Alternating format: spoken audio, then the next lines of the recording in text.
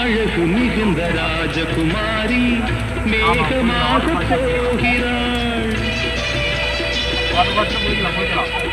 ஜரிகை நெளியும் சேலை கொண்டு மலையை மூட பார்க்கிறாள். பள்ளம் சிலர் உள்ளம் என ஏன் படைத்தான் ஆண்டவன்? பட்டம் பெற தேடுகின்றேன், எங்கே அந்த நாயகன்? மலையின் காட்சி இறைவன் ஆட்சி.